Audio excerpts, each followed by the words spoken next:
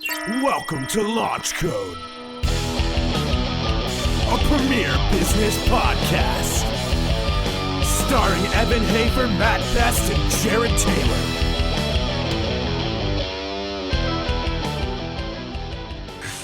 Welcome to Launch Code, Tony Blauer. How are you? I'm very good, sir. How are you? I'm great. Thank you for being on the show. I appreciate it. I was super excited when we bumped into each other in San Diego and you invited me, and it's taken some time between your schedule and my schedule, but I'm excited to be here. So, man, I've used your stuff for, I don't know, well, I should say my previous occupation, I use your stuff. I don't use your stuff roasting coffee anymore. That would be a little bit awkward for me to You do might. that. You've got employee issues and stuff like Right. that, so you might. Dave, I could use it on Dave. Right. You know? So give us the not even the 5 minutes, but take some time, tell everybody your history, your background, then get into your company. Okay. So this show's going to be like 58 years long because I'm starting from when I was conceived. I've got this picture of my parents having sex, and that's me. So the truth of the matter is, and it's really interesting because there's this necessary, like, kind of macho bravado energy to anything to do with combatives training, and it's necessary. You know, just before anybody does anything super dangerous, like, you don't want to be thinking, you know, scary thoughts. You want to be, okay, let's fucking do this. Can I swear on the show? Too late. Yeah, you can Okay, good. Swear, say any word you want. So This is a free podcast where it's just you can say whatever you want, man. Nice. I dig it. So I grew up in the 60s, you know, watching macho guys, you know, Mannix, Wild Wild West, the original one, the Green Hornet with, you know, Bruce Lee and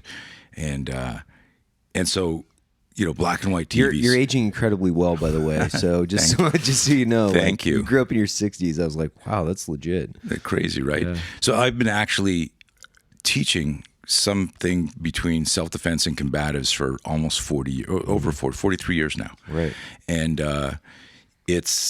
but I grew up always afraid of stuff. Mm-hmm. I wrestled, I skied competitively, I did all sorts of sports, and fear always got in the way of performance. So I had some performance anxiety, you know, but it wasn't like it was, how am I going to do today? How am I going to perform up to my level? And I would think more about that than I would about the execution of the movement, right? And I still did well. I was a good all-around athlete, but I had this obsession with getting attacked. Like, I can remember, like, 6, 7, 8 years old, walking and approaching a corner going, if somebody was on the other side of that, what would I do? And it was like weird. But you didn't talk about this shit. Were you attacked or something? Was it no, like, and maybe I was, and I don't remember. Oh, right. But the reality is, I don't think I was just fascinated with the fighting. Right. And I was mesmerized. Like, if I watching Bruce Lee fight, right. I mean, I was like glued to the TV, leaning forward, and just, I could remember my mother going, if I call you again for dinner, and I never heard her. I was just totally transfixed. So the reality is, I had this obsession with martial arts, with combatives, with fighting. I didn't know what it was. Right. So, you know, it could be I'd be watching like a TV show with my dad, and somebody threw some shit, like, you know, remember Manchurian Candidate with Sinatra? Like, remember that shitty karate chop he would do? Yeah. Right, like a really, you know, 1960s chop, and the guy, you know, worse than on Star Trek, you know, like worse. And I would, like, whenever I'd see any type of, like, violence, somebody defending himself. I didn't know this. I know this now, but I was obsessed or connected to this idea of being able to protect myself or other people. Right. It wasn't, you know, being violent. Mm-hmm. In fact, I abhor violence, which is why I study it so deeply. I don't want to be in a situation where I couldn't do something. Right. If I had to. Anyways, I remember getting, and this is kind of a crazy story, just popped in my head. I was getting ready. I was transitioning from elementary school to high school. I was living in Canada, and I was just leaving like a softball game or something, and I was walking out, and there were these two kids from the local high school up the street who saw me, and I went hi, and they went, "Hey, how old are you?" And I was like 12. Well, where are you going to school? And I go, well, next year I'm going to Western Laval High School up there. And they went, oh, you're going to high school next year.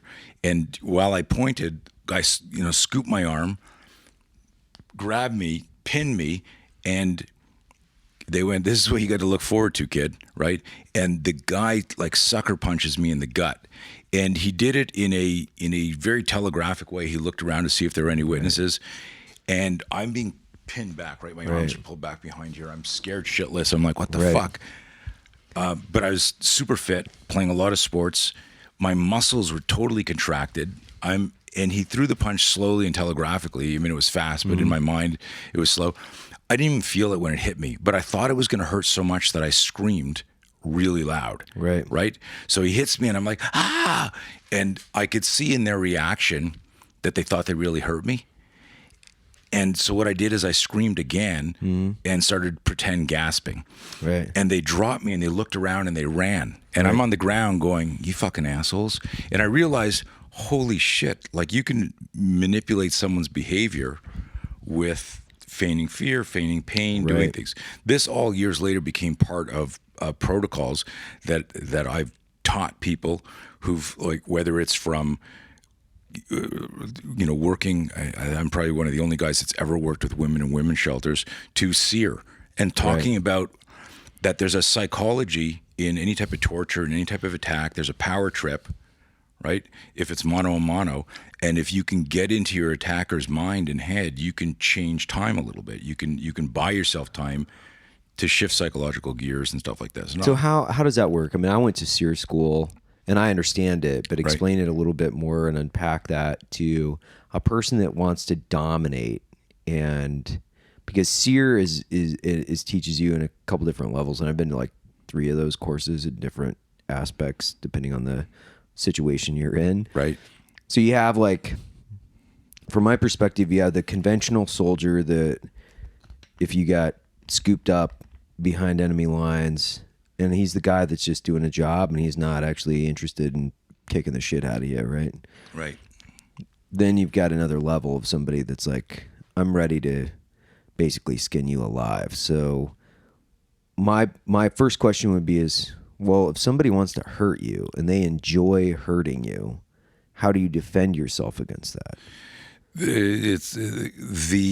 What I do is the courses are specifically like that moment where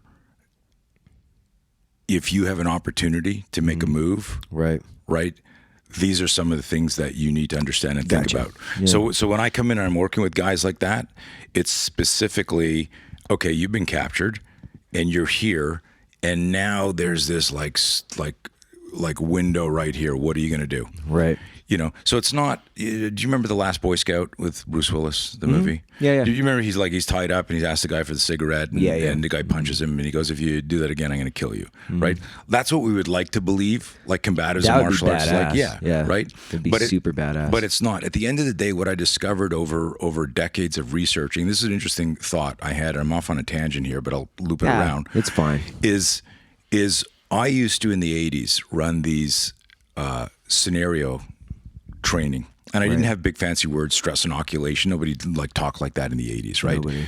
And we called them panic attacks. Mm-hmm. And the irony of the name is that this is way before my high gear suit was developed, and we would like Frankenstein it. We'd have a Kyokushinkai karate helmet like from the knockout tournaments, hockey gauntlets on, like bamboo chest guard. Like we just like look like Frankenstein, putting on all this equipment.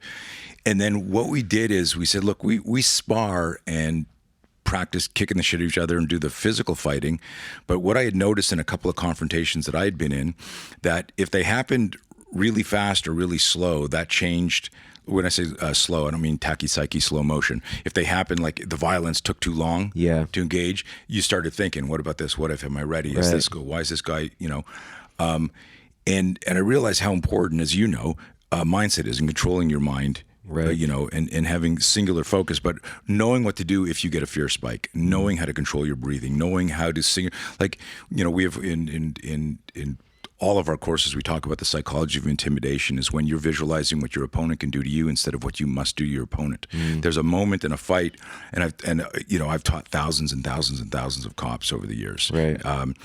And working with military, regular military, and then elite tier 1 guys, and then cops, SWAT, and what unites everybody is physiology, psychology, laws of physics.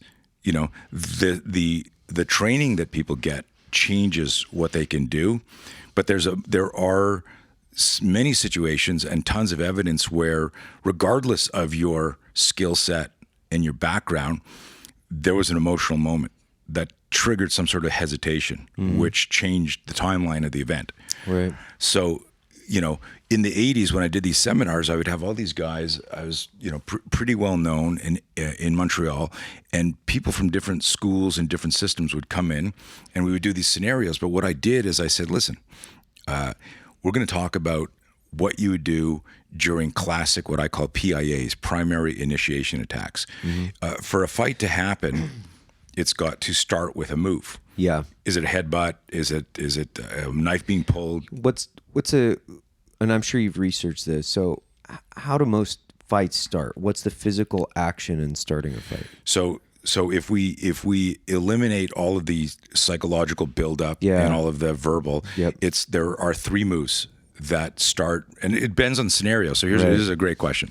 If you're a cop inside the reactionary gap, it's a sucker punch, it's a violent shove, or it's a lunge at your gun. Gotcha. So this is cool. Interesting that you asked this, because in classes, I'll say to people, how many ways can you be attacked? And the answer is always, it's infinite. Yeah, infinite. And I go, if you've done any martial arts, you know that there's the myth that there's a counter for every counter. Right. I go, well, if there's infinite ways to be attacked, then it's infinite squared. That's a lot of shit to learn and remember.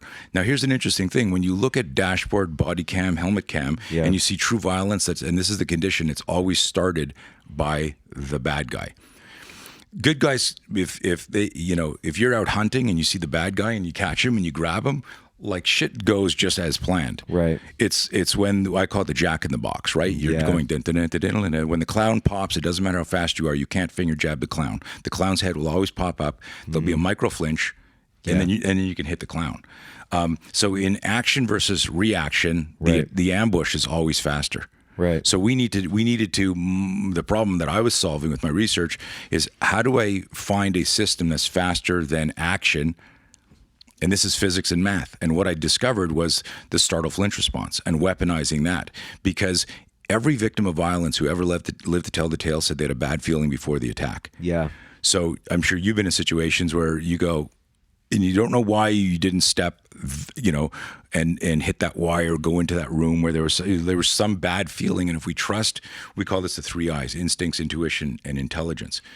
You need to do all the physical training and stuff like that, but you also need to cultivate this kind of black box vibe. Yeah, that's interesting, because I used to, and I just talked about this on a previous podcast with Garrick Fernbaugh, but we were talking about, and I'm getting there, but we were talking about putting as many of your skills in subconsciously competent categories. So just bucketing the draw, the movement, all of these things that are somewhat robotic and step driven.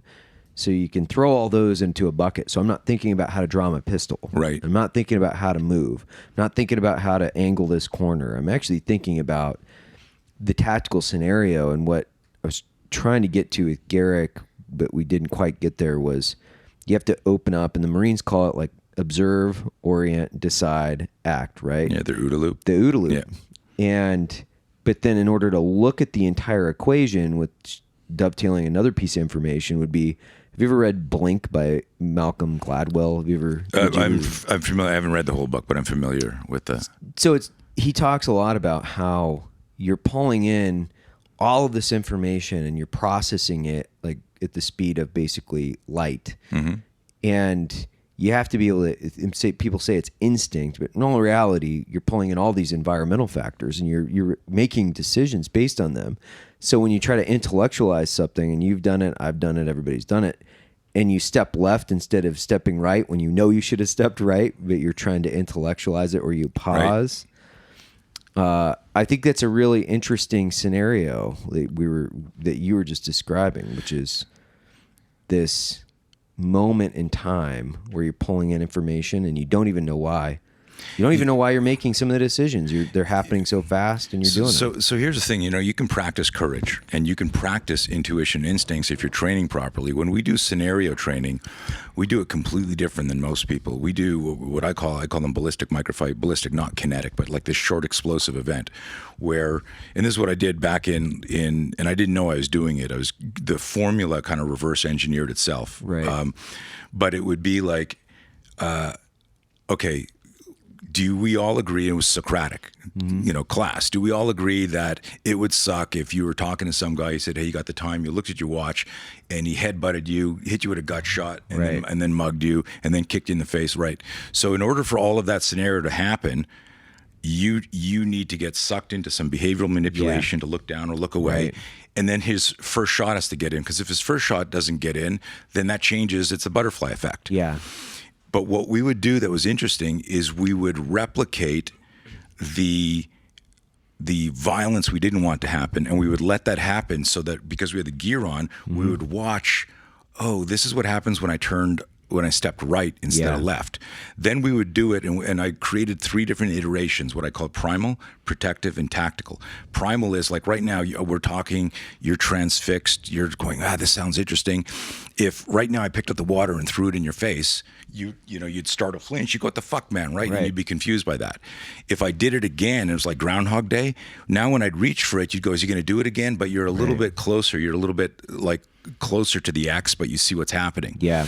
And then if I did it again, eventually you'd punch me in the face as I reached for the, but what we expect is that people will just do, like in a movie, some cool move like that. Right. But there's a way to train it. So what you're doing is you're cultivating this pre-contact cue awareness, but not just saying, hey, head on a swivel, situational awareness. You're actually computing shifts in how you would move, natural movement to intercept attacks. Because the goal with everything is all training modalities, like you've practiced how to get out of a headlock, right? Oh, yeah. Yeah. I mean, where did that drill start? In the headlock. You practiced weapon retention. Where does that drill start? Right. Weapon retention. So you remember the whole 10,000 hour myth and all that stuff, right? Yep. So if you do 10,000 reps of practicing to pin someone's hand, smash his radial nerve, transition to a knife, stab him, you've done 10,001 reps letting somebody grab your gun. Right. And so our whole thing was, wait a minute, for him to grab the gun, there's a whole bunch of pre-contact cues. He's got a target glance. Has to happen. Yeah. Right? So it was a whole different way to look at scenario training. So instead of doing like a 10-minute scenario, we would do 10 1-minute scenarios. And then we would do 20, 30-second scenarios, just focusing on that PIA, that primary initiation attack. And this we've been doing for 30 years. Well, and that's where you and I connected when we first started talking in San Diego, is because I built this lab a few years ago where I just run tactical scenario after tactical scenario after tactical scenario. And really what it was is I was trying to open up the aspects of geometry, because guys would get sucked into the geometry of the room that they were in, and they wouldn't look at the complexity of room to room to room. They didn't understand necessarily how to move at the right speed, and this is direct to threat CQB. So it's either direct to threat or move away from threat CQB. So for us, when I built these scenarios, we would always build them on, this is the worst case scenario. Here you are, you're, the one man here, you don't have a gun, out. So you're starting behind the power curve, and now things go live however this goes, and you've got to get out of a 5,000 square foot structure with complex geometry and a ton of people that want to fucking kill you. Good luck. Nice. Right.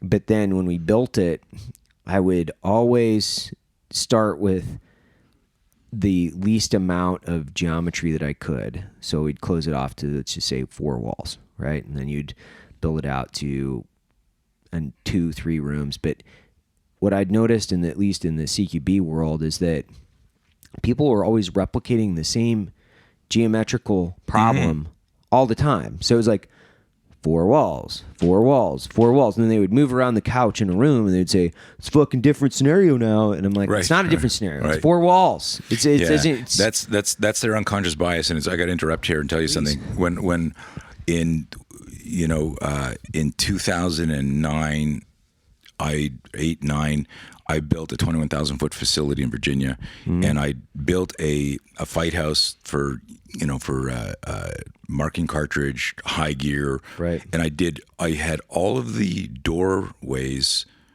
standard size, right? And all of the rooms were way smaller or bigger than you would expect. The geometry of the room was deliberately weird. Most of them were way, so you'd step in and it'd be like this tiny.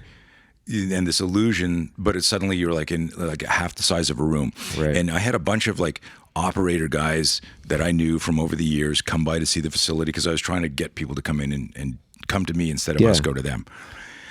And every one of them, and this is the unconscious bias, and they were all like skilled guys, like guys that you know, right?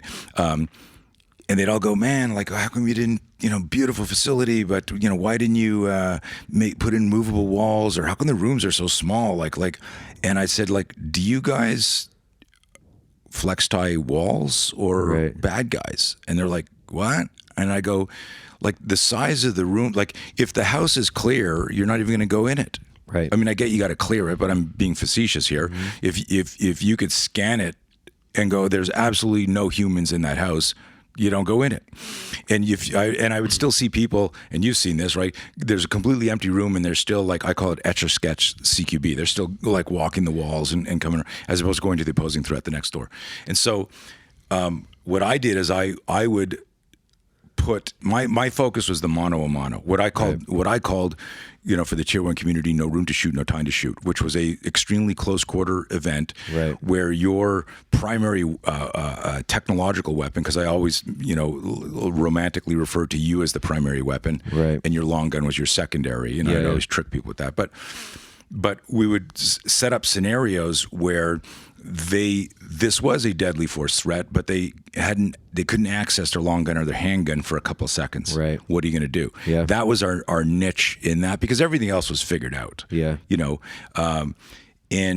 But it was interesting. Those are super fun scenarios, by the way. Like, just a guy, like, I've done a fuck ton of scenario training, like probably more than your average bear. And it's the single most fun, like, from my perspective, just a guy that's done a bunch of tactical training and, would consider myself a connoisseur of such. Like, simunition training with combatives is the single most fun you can have out of jumping out of a plane without a fucking parachute or going to combat. It's the wildest ride in the fucking planet. It's the closest thing, and it's the ultimate problem solving. Yeah. Endeavor, because you can come in, like, I remember like doing one thing back. I was doing some consulting for H&K way back in the day, and I came in and I was like number 3 coming through the door, and I see a guy, and one of my buddies is getting shot, and I shoot, and I could see everything when it's super slow. I could see, and sim rounds only are 400 feet per second, so if you're in the zone, you can kind of see them. Yep. And I'm seeing slow motion, these rounds hitting the guy in the fucking heart, and I'm like I'm going, well, like, I'm fucking saving, and I know it's fake, but it's real, right? But it's real, yeah. And we finished the scenario, and I'm like, wow, and they're going, hey, that's great, and I take my helmet off, and there's a fucking paint mark right on my forehead, and I was so pissed off because I was like, okay, like, I don't even remember that shot. Did I get shot before I hit my friend? And then I started rationalizing, going, I'm so stubborn, it probably bounced off my fucking head. Anyhow, I lived. But it was just, but the idea being is that, and what we did with the high gear is we would have every role player in high gear, because the mistake that a lot of people make, and again, it's an unintended consequence. Is they'll have like a red man suit or a fist suit, and then they'll have a simunition type kit. Yep. And what you're doing is we all know this outside the wall, outside the door. So you're actually color coding threat, which you can't do in real life. So what we would do is everybody, when we do our scenarios, is in gear. Right. We would have stuff like in some of the stuff we depending on the group that we're working with, like a little village, and so we would be okay. This is going to be a snatch. This is going to be captured, but you don't know who it was. Right. We would take, like, there'd be, let's say, 12 people in the class. Everyone's in high gear, and then what we would do is I would take like a piece of blue duct tape, and I would put on the back of somebody, so everyone knew that was the guy that had to get grabbed. But and he knew he was. But he didn't know like anyone else. So it was like now what we're doing is this is the instincts, intuition, intelligence part. You were trying to, like if you and I started, you're sitting on a couch, nobody can see you sitting on a couch, I'm sitting on a chair. If we started to get into a fight, if neither one of us started to move, we would both know it wouldn't get violent. Right. But the second somebody did this and leaned forward and then stood up, all of those biomechanic shifts have to happen before you throw a kick or a punch or pick up a weapon. And the people aren't practicing that enough. Right. That we talk about situational awareness, but there's a situational awareness that the conventional model in classical conditioning and the way we train the brain, like neuron myelinization, all the brain science is, let's practice getting out of a headlock. We don't realize that we're always practicing one rep of letting the attack happen. Right. And then we're practicing the move to solve the problem. But that's a stimulus response, like if then go to, like old DOS shit.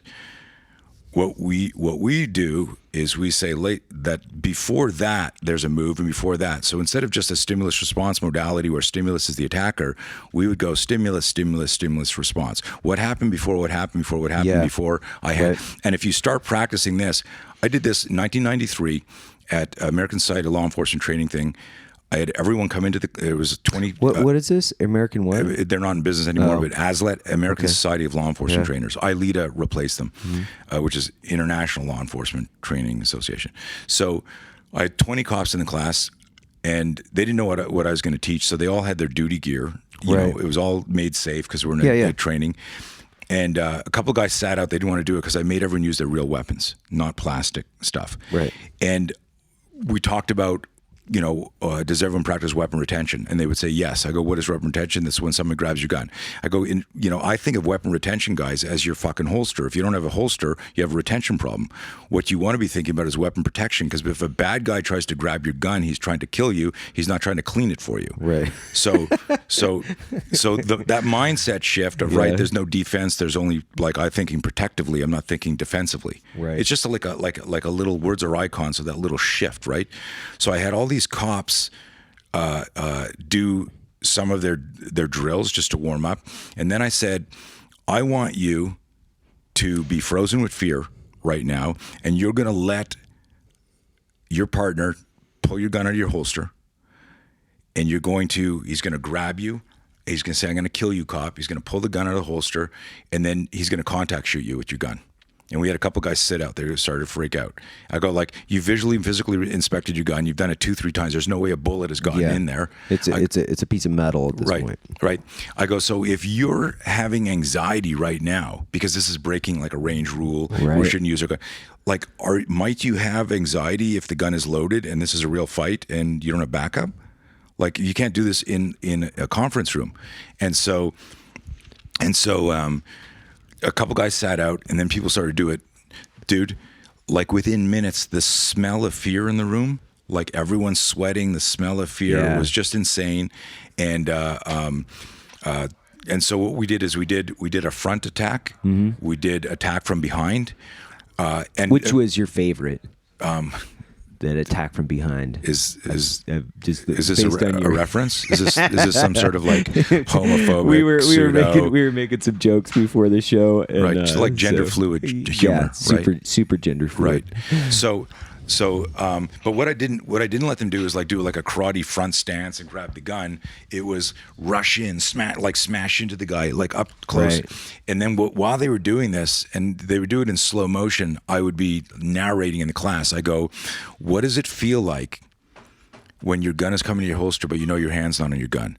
What's it smell like? Because your gun has a smell to it. Yeah. When it's coming up to your head. And what's that feel like when you hear that click? And we did this for like 5-6 minutes, and I didn't show anyone the counters. At one point, and everyone's starting to sweat. Yeah, right. Of course. And people are getting antsy, and just visually, you're not allowed to do anything. You're just letting the guy, spin you, grab the gun from behind, gun in the back of the head. People are fucking sweating, and then finally, this one cop puts up his hand. He's got a scowl on his face. He goes, I got a question. I go, yes, sir. He goes, what the fuck are we doing? Like, we're just practicing getting executed here. You're not teaching us anything. And I said, well, finally somebody asked me what we're doing. That's great. And so I looked at them and I said, how does this feel? And we started talking about the emotional. I go, what? I go, this is called the penalty of inaction. This is when you don't take threats seriously, when you don't trust your instinct, your intuition. There's a video by Caliber Press that came out called Ultimate Survivors, and it's interviews with cops that lost their guns in gunfights. And every single one of them, and nobody noticed this and reverse engineered any training. I saw this back in the 90s, and that's just the way my brain works. Every one of them said he target glanced my gun, and next thing I knew I was on the ground, and next thing I knew I was shot in the face, and now I'm paralyzed, or whatever it is. But every single one said he target glanced my gun. So if we did, was it Bird Box, that fucking stupid shit that's going on? Dumb as fuck. Okay. It's the dumbest fucking movie dumbest fucking movie of 2019. So if I bird boxed you right now, right? If I put blindfold on you and then I said, do a gun disarm on me, that would be a problem for a while until you got your hands on me and felt around where the gun. So when I heard I saw him look at my gun. Yeah. And next thing you know, he's on me. Because we practice, and you're smart, track this. The brain is just a hard drive. It's a computer that wants to predict the future. Right. Right? And so the training is the software and you're the hardware. All of the training for weapon protection, what the industry calls weapon retention, starts with the bad guy grabbing your gun. So your brain, officially, from a software point of view, doesn't have a movement when you target glance. Right. So what I did in this class, these people haven't done any training with me. We've done like 6 minutes and lecture. I said, now we're going to do the same drill again, but this time when you even fucking sense, because you're inside the reactionary gap with somebody that you've just lawfully seized, so you're under arrest. Yeah. And now when he even one eye fucking looks over at your gun, I want you to move. Because if you aren't there, move him or move you. Right. Because if you change the distance between eye-hand coordination in his hand, he can't grab your gun. Right. Right.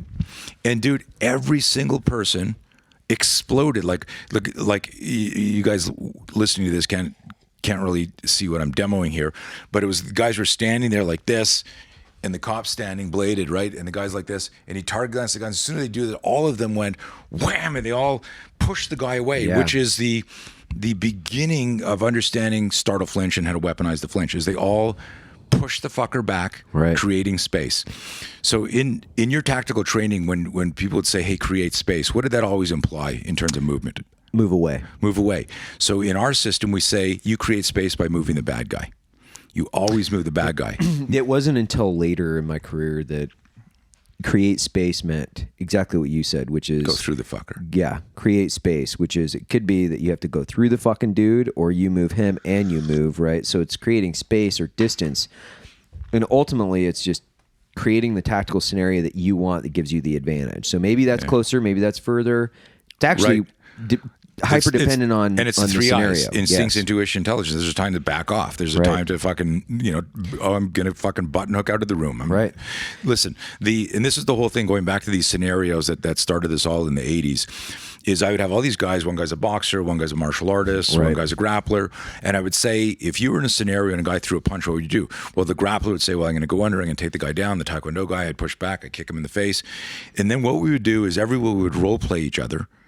And that was a big thing I didn't hire op for. I always said, you learn so much being the predator because you suddenly realize, holy shit, I understand what the bad guy's thinking or doing now. Right. I can now circumvent that. Mm-hmm. I got a different look at it. You also get to see the strategies and tactics that you're practicing and going, I know how the guy could beat me. It was totally revealing because a lot of guys, as you know, would be saying things like, "No, we're going to bring in off 4." And when people hire my company, I go, "No, we're role playing against each other, and here's why." Yeah, we used to do the same thing, which was we wanted you to see both sides of it because we also wanted to look at the SOP, like shoot holes in your buddies, like literally with sims and their SOPs and how they're implementing that. Right. Smart. And fucking go after them. Yeah. Like hand them their ass. And honestly, when you break them into teams and it was more of a competition, if you let it be a controlled competition with, realistic laws of physics, not like an infinite kill, like I can just continue to survive like I'm in a fucking video game. Right. Man, the evolution of the guys that we would start to put through, because we just rotate them back and forth, back and forth, back and forth, back and forth. Yeah, so in a sense, you were intuitively doing. I have a formula for it. That's the ballistic microfight, where you would, instead of like, hey, we're gonna stack and do this 10 or 15 minute whole scenario, and you get 1 rep, and then I go, Evan, what did you see there? And you go, I didn't see that guy. You're like, okay, next, like you got no reps in there. Got no reps. Yeah, and so what we would do is guys, they're in high gear doing drills, but they're doing the same shit over and over again because there's only one X in the metaphoric ambush moment, right? We don't the guys that know how to shoot and move don't need to practice shooting and moving if they're practicing CQB. Right. That's a black hole, for people. And that's where, with today's technology and the skills and shit like that, the fight where you can actually influence the outcome is the mono one. Right. I mean, if we're sitting here and right now, someone fucking shoots us from the other there, like, what are we going to do? But if they come in here and they try to kidnap us, right, and they get close to us, right, we don't know. I'm not being cavalier about, I would just do this. I need to be close to the guy to fucking do something if I can't use technology from a distance. So to me, this is like that old martial art that your weapons are an extension of yourself. Right. But what I found, and this is going back to this, and I didn't realize the genesis of all of this thinking, where this was a decade of scenarios in Montreal where regardless of the size of the background, the experience, whether the guy was a street fighter or an amateur boxer, when we did scenarios, all of their movement and all of their feedback was consistent. It was all about physiology and psychology. People would say, I go, hey, you thought you were going to like fucking bob and weave that and hit him with a liver shot, but the role player sucked you into panhandling some money, and then he hit you and you startle flinched, and I didn't know anything. This was like years before I came up with Spear. I was really empirically observing, going, why is everybody covering their head or pushing away danger? And then what can we do? And this started to develop that stimulus response, the pre-contact cue. Let's do that again. And I noticed that every iteration, people's response, if you improve perception speed, you decrease reaction time. Right. And how do you improve perception speed? You do reps. Yeah. But here's the thing is, and I've been with some really high-end guys that, they're role-playing and they're outside and they're going, okay, Tony and Evan are number 1 and 2. Go stand over there. And I would stop them and I go, this isn't a fucking sport. I need you to the term we use is be a good bad guy. Right. The science and psychology of good scenario training, which ultimately determines how people are going to perform in the real world. I would say I would start off this lecture saying, okay, you guys are going to be the op 4 and you guys are going to come in first. How many role players are there? And everyone would go to look at the bad guys and go, well, the bad guys are the role players. I go, no, you're a role player too, because this isn't a real gun. And this isn't a real scenario. We need to synthetically replicate reality. So I need you to pretend this is real, and I need you to pretend this is real. So I would say, let's say you were the best wrestler there. I'd go, you're a drunk, and all you know to do is bitch slap. Right. And the guy would be like, because what I wanted to do is take his ego and his muscle memory out of the equation, and I'd give him a character. Okay, you're someone's mother and you're screaming because these guys are going to try and flex tie your son, and you're going to be grabbing them and going, no, please, please, whatever the distraction was. It was very interesting when I would give people like specific characters and objectives in a short. They could focus on it because we're not professional actors, right? But it wasn't like it wasn't like an off-Broadway play. It was just a fucking scenario, right? So what have you seen in the last, well, I mean, you've been doing this since the 80s, so you've 80, 90, shit, 30, 40 years, right? Yeah, you better ask the Sorry. question because I might die any minute now. So for the guys that are out there, they're like, you know what, I'm a law enforcement guy, I'm a mill guy, or I'm just trying to defend my family. Where do you go? Like, because I get this question a lot. You know, who's a reliable source of information in the industry? So where do you go to get good training, man? Because there's a fucking 1,000 people out there doing Wang Chung, you know, like, Yeah, just crazy shit. It's hard. I don't want to create more haters with this answer. So you should go beep beep beep, and they beeped out Tony there. Listen, people's lives evolve in phases. Right. Shit that can I ask how old you are now? 41. Okay. So like things you thought about fighting and violence are completely different now than when you were 30 and 20. Oh yeah. You know, and like now as a businessman, you know, family responsibilities, all this stuff. Like if, you know, when you were 20, if a guy bumped into you in a bar, you might be looking at him and now you're like, let's move on. Let's like, how am I going to diffuse this? I'm thinking. Always. Right. And so the answer is where are you in your life, and that requires self-awareness. And I have this thing that I'm so huge on that, where I go, your situational awareness is dependent on your self-awareness. If you don't realize you're a douchebag and you attract violence, or you know, I've got guys who'll say to me, yeah, man, like it's no matter what, like every Friday night I seem to have this problem at this bar, and like where I'm embellished, I'm going, dude, you're the fucking problem, right?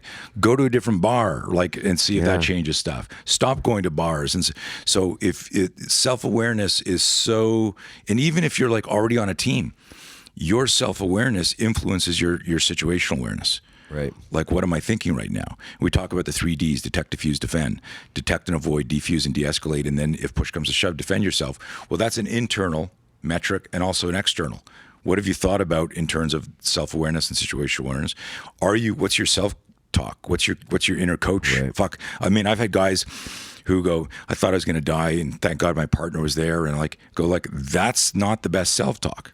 Right? I had on and I got to get you on my podcast, on my No Fear podcast, I had a cop who is shot 17 times. The guy has a rifle standing 5 feet away from him. He's on his back, on his knees. Brian Murphy. This guy went in. This is famous in Wisconsin. This shooting where the guy went and killed at a mosque, shot some people. Oh yeah. Did I get his name right? Did I just fuck up his name? Holy shit! But he comes out. He gets there first. This guy, he's 75 feet away. He draws his pistol. The guy's running. The guy spins and turns and shoots his first shot. Hits Brian's thumb on his fucking gun. Like, you don't even do that in the movies from 75 feet. You got to hear him talk about this. He goes, the first shot, fucking shoots the gun out of my hand. What? Right. I'm like, what the fuck? Then he gets shot in the face. And then the guy circles back around and starts shooting. And What's he shooting him with? I think an AK. Wow. An AR. So it was a rifle, something. Yeah.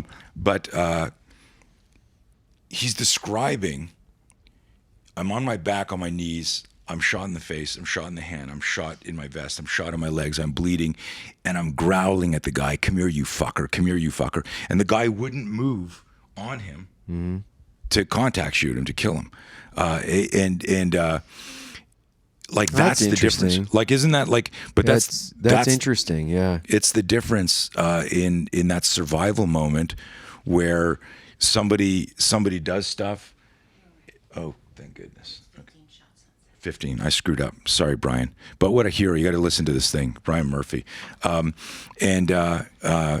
He, you know, like what I learned from that reinforced everything about the whole mental game. Because there were like, at this point here, it wasn't like jiu-jitsu that saved him, or taekwondo or MMA.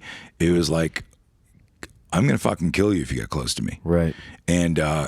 And how do we cultivate that? So I haven't answered your question. Where do people go? It depends on philosophically where you're at. Yeah. There are people in the MMA jiu-jitsu community that think I'm full of shit, right? And then there's guys that train with me. Because what I talk about, I go, listen, like in a true ambush, you will flinch. And there will be a micro or a major flinch, and you've got to weather that and convert that to get back in the fight. And so, it could be a little, we've got guys who, after they go through the training, they realize, shit, my dot was on his chest, but I shot him in the face, and I don't know how that happened. And then when they understand what your start of flinch does, and that how the hands will always come up, that if you've got like a sling on and body armor, that's going to be a pretty linear movement. We do like forensics, like observations. We're not actually doing the forensic study, where we'll look at a shootout where like there's 3 cops in front of a bad guy in a police assisted suicide, and most of the rounds are on the second floor of the building and some are in the bad guy. And people are trying to figure out like what kind of shooting program do they have. That's horrible. And I'm going, no, you don't understand that the reptilian brain, the limbic system, bypasses the cognitive brain in a true ambush. If you haven't stress inoculated for that. So we just did some stuff with a group where our singular focus was attack against a machete. And like the first iterations of it were like, if these were real machetes, like your fucking arms are fucked up. Right. Eventually seeing somebody's grip change, and when now they're target line, now you're starting to move, whether it's in or away, improvised weapon. But it's having the formula to do that. So where do people go? It's like, who are you? Where are you? Right. What do you want to know? The most important thing that I can tell people, and I put a bunch of stuff online on the research that I've done on fear and managing fear and understanding the semantics of it, is, if I asked some well-trained operator, SWAT cop, do you feel fear? Most of them are going to answer knee-jerk no, just because of the connotation, right? And I remember down at Fort Bragg, got there a couple of days early, and one of the guys says to me, hey, you want to go jumping? And I'm like up and down, like on the floor? He goes, no, I knew what he meant, right? And he goes, like jumping out of a fucking airplane. I go, no, I'm good. I try never to jump out of airplanes. Right. And he goes, like, I thought you were Mr. Fear Management. I go, yeah, I'm managing my fear by not jumping out of an airplane. Pretty good, right? Right. So he smiles, guys smile. I go, listen, I've done it twice because I'm afraid of heights. I did a static line, and then I did a tandem. Right. And before the tandem, I'm here. I look at the guy that I'm jumping with, and I look at him. I go, "Hey, man, how's everything going? How's your relationship? How's your family?" And he goes, "I'm good. Like the narcolepsy medication is like finally kicking in, so I'm good." And I'm like, "Oh fuck!" Like he's funny, right? And when he clipped me in, and then they opened the door, I remember leaning forward just a little bit because I wanted to hear those fucking rings go, just in case he was tricking me, and he was going to let me jump out without a parachute, right? Right. And like I'm thinking, "Holy fuck! I can't believe I'm doing this," because I don't like heights, so I did it as an experiment, as a thought experiment back before they called it thought experiments. And I did it. I was high for like 5 days. It was the most amazing thing. It was insane. And so I had this experience, and now here years later, I got, this military dude saying, let's go jumping. And I say, no. And he goes, oh, he teases. He goes, but you're Mr. Fear Management. And I go, listen, do you feel fear before you jump? He says, fuck no, I love it. I go, there's guys that stay qualified, but they don't like it. Right. And they do it. And then there's guys that fucking fall in love with it, and they do it like you. I go, but you have no fear. He goes, no. I go, so let me pack your chute for you. He goes, fuck you. Right. And I go, that's fear. Like at some point when you get so trained, it's about the semantics. Right. We don't want to say I'm afraid. It's like that readiness check. It's part of the ritual. Right. Because if you peel that onion, you go, yeah, I mean, I'll fight to the death, but I'm going to make sure all this shit's in the right spot before. Right. So. Well, that's pretty interesting because we, talking about guys in the community and then, looking at fear and then understanding, because I used to do things that, for instance, like that. So I'd go jump, or I would go climb, or I'd go whitewater kayaking, because what I wanted to be able to do is continue to train myself to control fear. so I don't have sensory overload in a certain situation. Once I discovered scenarios, like, man, I didn't need any of that other shit. Like back in the day when I was like, well, I've got to climb something really high, got to go down a very technical and very dangerous river or creek in a small boat. But then once you find, oh, well, I can put myself into this combat scenario and I can get shot at and shoot people back and get punched in the face and punch people in the face and go through iteration after iteration after iteration. It's like, I don't need to do anything else. Right. And well, my kayak stayed in the garage. and there's and like that's because that's so much part of your personality and your life and your previous life. At the end of the day, I really believe this: the ability to protect yourself or a loved one is inarguably the most important skill we could possess. That you can have like whatever materialistic wealth you have, and I go, hey, I'm going to take your company and your car. Bless you. I can take your company, your car, your guitar collection, all that, or your family, or your most important person in your life. And it's like, that's a no-brainer if you're not insane. Right. Right. And so I think that the reason people like you, gravitate towards that and see that as like, that's the meditation is because, at the end of the day, like, that's what, like, if it's The Walking Dead or Armageddon or whatever, is there's a bunch of people that are just going to be with their thumb in their mouth under a fucking desk, right?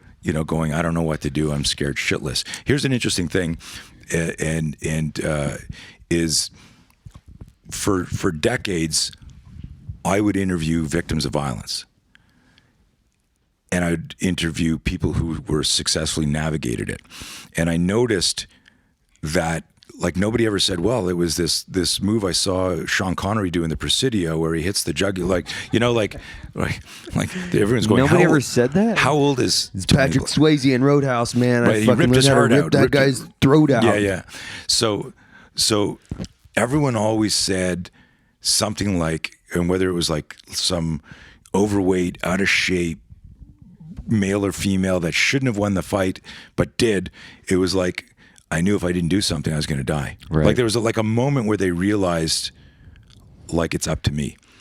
And that ultimately is fear management. It's that self-awareness, and now you've got to go. And so, and then there were people that were highly trained and highly skilled, and they all said the same thing. I realized it was, and I noticed it didn't matter what your background was, your martial art was. And so that's my bias, and that's my focus, is getting people to improve their self-awareness, understand the psychology of fear, not the biology of fear. The scary thing is, and I know you've probably seen it with people, is there's also a subset of people that don't have a fight reflex in them that says, I've got to do this or I'm going to die. And right. they just fold up. And I used to call it the, and I don't know how to classify them as a subset in psychology, but basically it's like you guys need to just carry body bags around with you so you can just crawl into them right. and zip them up. It'll help us. Yeah, just crawl into them and zip them up once you get into an actual situation. And because it's interesting because I couldn't pin it on the personality or even, to a certain degree, whether male or female. But I've definitely seen it where there's so much happening and it's happening so fast, and their ability to fight back basically goes to zero and they're completely exploited. I honestly believe, and this is me just being an evangelist for the research, that if you peel the onion, it's fear. It just comes down to fear. And I really believe that I've done stuff with people where I've had like somebody who's like in a seminar lecture, because we'll do some stuff called like these no fear seminars, spelled K-N-O-W, right. where like it's not physical. It's because some people are afraid to come to a physical self-defense course. Right. So they're, well, maybe I'll go to this like situational awareness avoidance thing.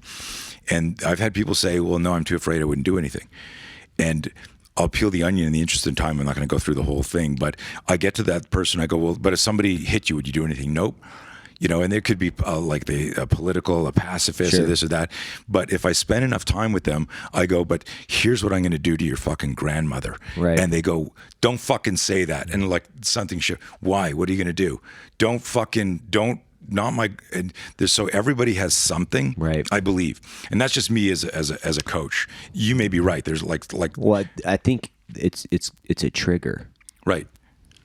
Right, but this could be triggered. Yeah, in that Like triggering is a big thing. This could be a microaggression towards you. That's it. If the intent is to help you navigate violence, then it's okay. But yeah, I remember doing a scenario with a female where I'm on top of her, and she completely. It was just a scenario, honey. My wife is listening on the side, but and man, she was so hot. That was inappropriate. That was a microaggression to everybody listening. Yes. And so I'm on top of her, and I've got her pinned, and we've got like our plexiglass helmets on, right. And I'm on top of her, and I see that she's starting to hyperventilate, and she's not breathing, and I look at her, and I stay in roll, right. Mm-hmm. Because what I could have done as the instructor is went, okay, somebody help me get her helmet off right away. Okay, take her outside, get her some air, you'll be fine. But I knew I was going to create, whether you believe it or not, a level of PTSD for her, right. Where I failed during a scenario. This wasn't even real life. It was a scenario. Right. I fucking quit. So I trusted my instincts and my intuition there, and I looked at her and I said, look at me. And she looks at me, I go, take a deep breath right now. Because when I fucking rape you, I don't want you unconscious. Do not pass out on me. I made her like in the context, right? And she goes, I go, you know what I love about helpless victims? Helpless victims never trained. Don't you wish you had just taken a self-defense course? And I'm like growling in her face like this. Right. And I saw the light switch, and she fucking went nuts. Like, because I'm leaning over her. Right. She like bridged me and rolled me and started clawing on my eyes, like kicking at me, and I literally triggered a flinching because I didn't know it's still a Jack in the Box moment. Right.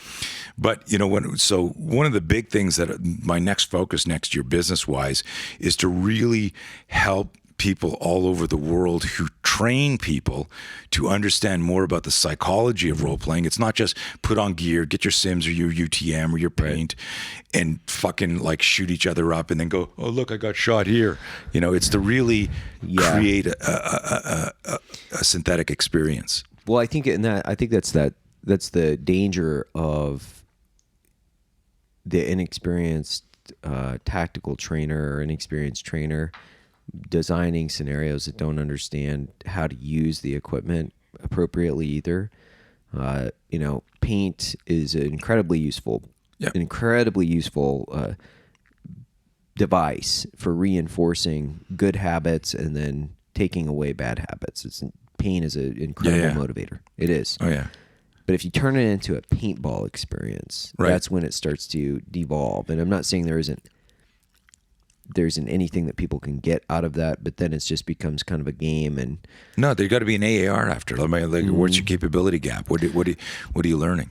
Yeah, and so the seriousness of training and the psychological effects of training, where it has to be built into, this is a real scenario. Get into the frame of mind.